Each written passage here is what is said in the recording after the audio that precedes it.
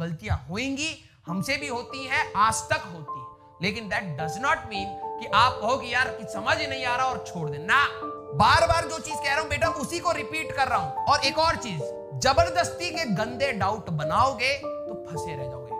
अगर आपके घर में पार्क है या कहीं पे भी खेत वेत है तो जमीन में पानी उतना ही दिया जाता है जितना उस पेड़ को रिक्वायरमेंट होती है, समझ रहे हो? अगर मान लो कि किसी दिन सूखा पड़ा तो पानी ज्यादा डालना पड़ेगा, किसी दिन बरसात होगी तो पानी नहीं डालोगे। तो रिक्वायरमेंट के हिसाब से भी चीजें होती है। जबरदस्ती पानी डाल दोगे और आपको लगेगा कि यार कि नहीं, पेड़ उगाने के लिए पानी की रिक्वायरमेंट है, तो अनलिमिटेड नहीं होती, एक लिमिटेड अमाउंट में होती है और एक पर्टिकुलर समय पे होती है। तो जो आपका ये दिमाग है that will grow with limited things at a right time.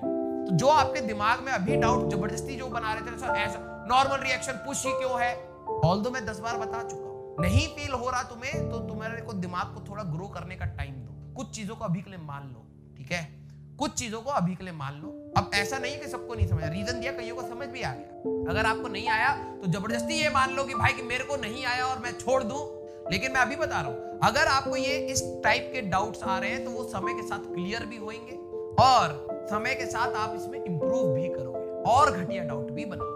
लेकिन जरूरी नहीं है कि आप उस डाउट को बना के लेके एक एज अ बर्डन रख लो कि मेरे को नहीं समझ आया कि नॉर्मल रिएक्शन ऐसे क्यों लग रहा है। अरे नहीं समझ आया तो आगे समझ आ जाएगा। स्टार्टिंग में तो आपको डिफरेंशिएशन भी नहीं समझ आ रही थी, आगे चलोगे तो और आएगी ना। स्टार्टिंग में तो इंटीग्रेशन भी नहीं समझ आ रही थी, आई ना।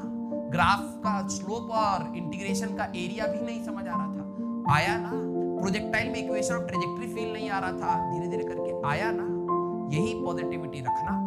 तो छोड़ के क्यों चली गई, तो छोड़ के क्यों चली गई?